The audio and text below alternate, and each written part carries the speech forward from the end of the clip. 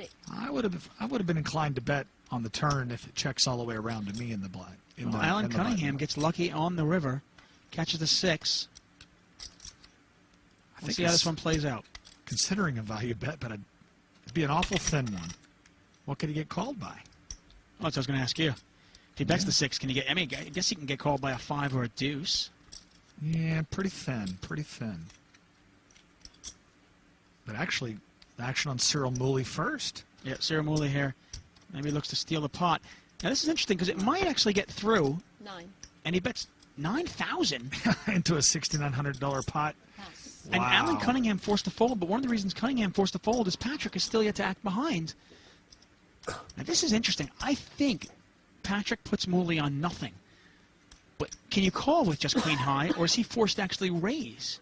Very interesting spot. Yeah, I'd be surprised if we see just a flat call. It's got to be a raise or a fold here. I don't think he can flat call. If he does, wow, what a great call. I mean, the way Mooley has played this, it smells like a bluff. It looks like a bluff. We can see it's a bluff, but I think Patrick Antonius knows it's a bluff. Well, Just a matter of, does he call or does he raise? It's either an error, just a flat bluff, or he could have hit a pair on the river here.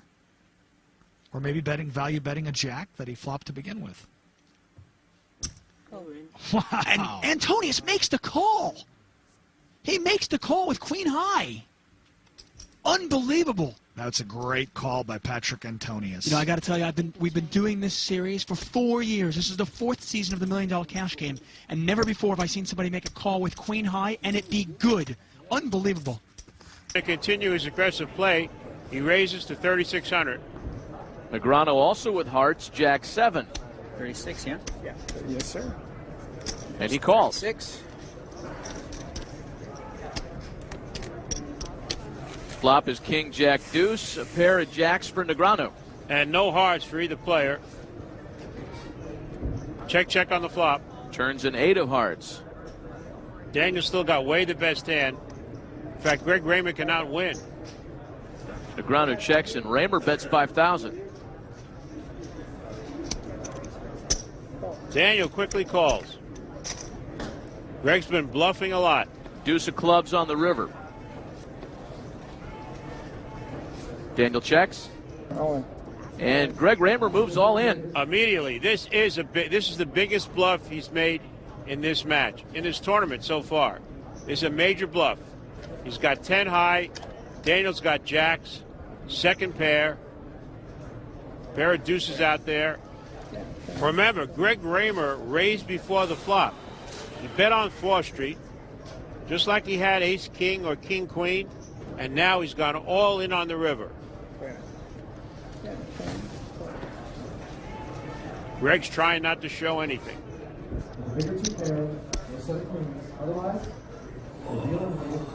Daniel smells something.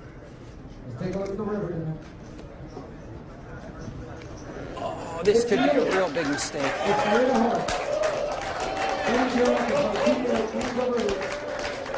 Greg didn't like to hear that. Daniel's indicated he's going to call. I got to go with my gut. Got to go with my gut. This could be really stupid. I call. Wow. You call, you win, buddy. How do you call that? Very much. Really good final table, actually. I'm really enjoying it. Okay, 5-9 there for Jason Mercier. Oh, suddenly, wow. Now he's suddenly... Now this is not something we've seen before, is it? No, well, four-handed, you see. He's going to start opening up now that the four-handed, the right thing to do. Good for him. He's set up a table image. Yeah. He's going to capitalize on it. 80,000. I can't see him getting called unless... Anthony pass, small blind pass. Eric calls. Eric's making a mistake here, I think. Yeah. He really is. He's calling just to try to outplay him. Check. So if you've got aces or, you know... Two players, Eric check in the dark. Let's see what happens here. Oh, I hate that. He's checked in the dark again. Flop counts. Yeah. 5, check, 6. Jason checks. Jason Here checks is the as third. well. It's an 8. What's Koska's going to do now? 220. 220,000. Betting 220,000 into a pot of 187,000. 220,000. Did he say call? Oh, well, he's picked up a Jason middle pin. call. He's picked up a middle pin 220,000. straight with his pair of 5s. So he needs a 7 or a 9. Well, he actually, as it is. He doesn't actually need he's anything, winning. but if he thinks he's behind, that's what he thinks he needs. Exactly, yeah. That's what I'm thinking in my head too. Board is 5, check, 6, 8. Koskas didn't like that call. And 8. Okay. I'm all in. Eric all Wow. Very great strong play there.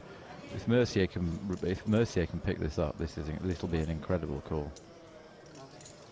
If he can. How much has he got to call here? 700,000.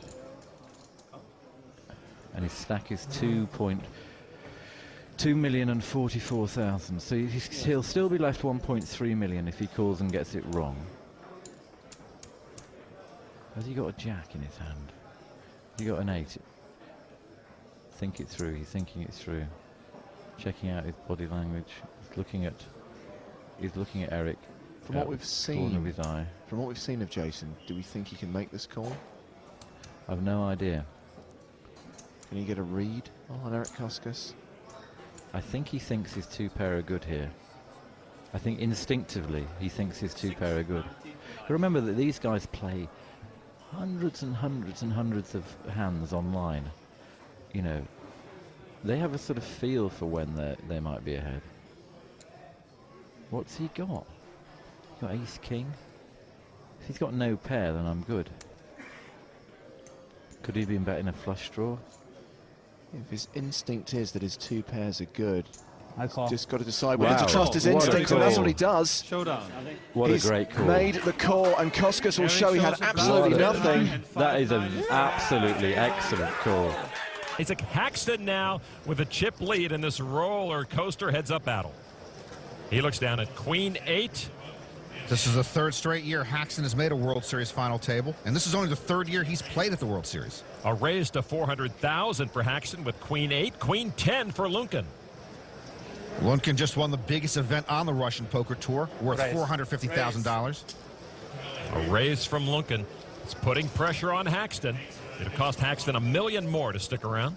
Lunkin has Isaac dominated here. And he makes the call. So Lunkin has the best of it yet again pre-flop.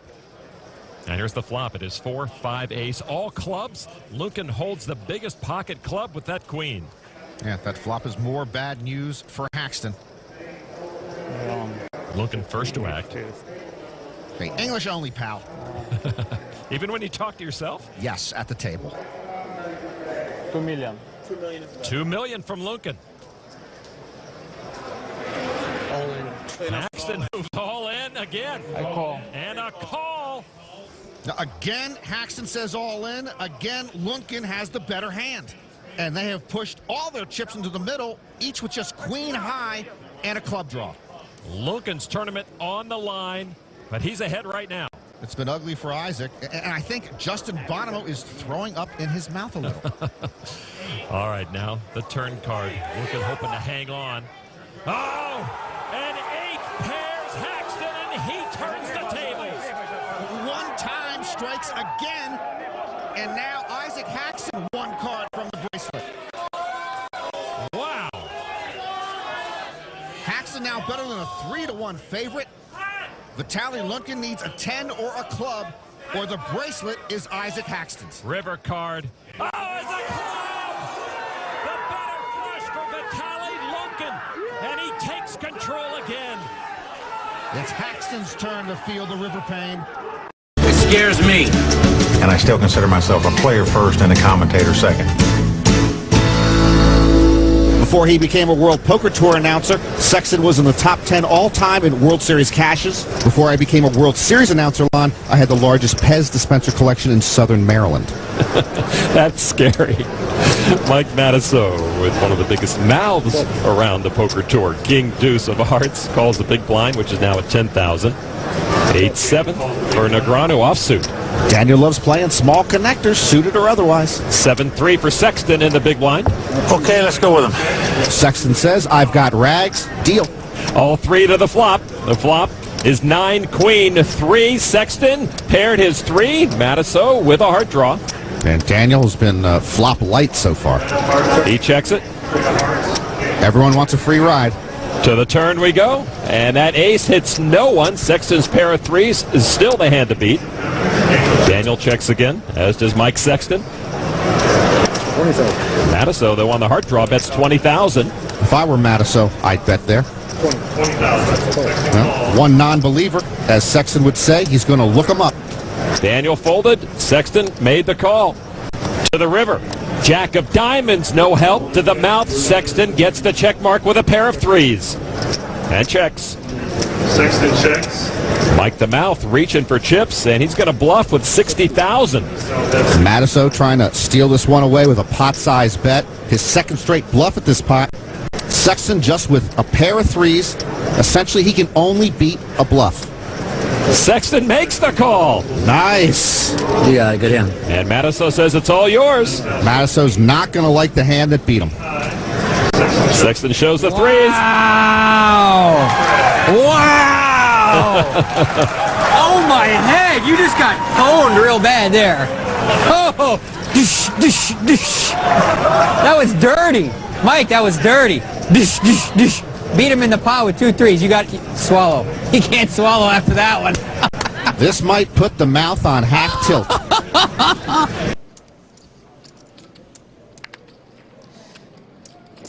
Il a valet et 8 de cœur. Il joue au poker depuis peu de temps, hein, depuis 2 ans et demi seulement. C'est très impressionnant. Il a déjà fait une table finale en WPT l'année dernière.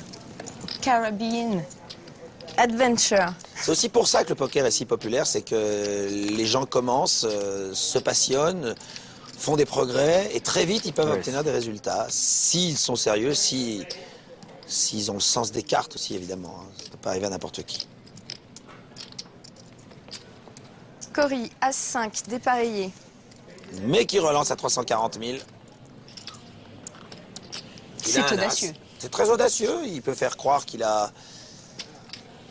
L'autre va jeter, forcément. Oui, Est-ce que vous êtes sûr qu'il va jeter, certainement? Sauf si Cory est vraiment short stack. Dans ce cas-là, Jonathan peut tenter le coup. Mais pourquoi aller prendre des risques avec valet 8 quand on est sur-relancé? Sur-relancé, c'est-à-dire qu'il y a une grosse main derrière. Ah voilà, ça c'est une autre option. C'est une autre option. Il n'a pas cru. Il n'a pas cru à l'As-Roi ou à As-Dame.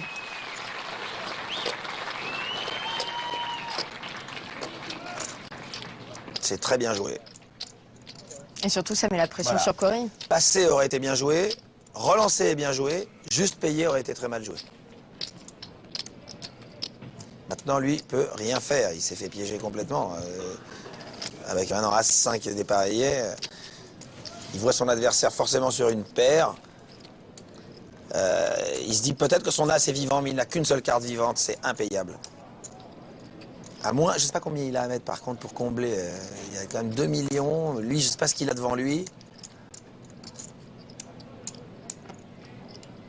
Il est forcément plus court. Mais est-ce qu'il est short stack? C'est la question. S'il est vraiment short stack, avec l'As, il va payer. Alors, il n'est pas vraiment short stack. Mais il ne le croit pas. Et il pense que son As est vivant. Alors, s'il pense que son As est vivant, il peut payer. Et je ne sais pas pourquoi, mais je te crois pas. Vous voyez l'instinct du joueur de poker. Ça, c'est assez extraordinaire. Parce qu'il ne se trompe pas quand il dit ça. It's either going to be really good or really horrible. I call. Voilà. Voyons si je suis très bon ou très mauvais. Et il le savait. Et il le savait que sa main était vivante. Il a l'avantage. Il a 55%, mais il n'a qu'une seule carte au-dessus. Il n'a qu'une seule carte au-dessus. Alors voilà, un valet ou un 8 pour Jonathan. What's that? Mais son valet et son 8 sont des cartes très proches. Il peut y avoir beaucoup de solutions. Thank you. Bien payé, lui dit-il, il a raison. Attends, est-ce qu'il sera récompensé en effet? Parce que c'est pas le tout de bien payé, il faut aussi avoir la part de chance. Et il touche son As. Mais l'autre touche son... Oh là, le full quand même. Il touche le full. Ça, il est plutôt récompensé, il est imbattable. La bienveillance n'est plus sur Jonathan, mais sur Cory Carroll. On va la faire 10 fois. Il peut plus perdre le coup à moins de 2 valets ou de 2-8. C'est terminé. Vous voyez? Incroyable. Quel flop. Vous l'avez lu, hein? Une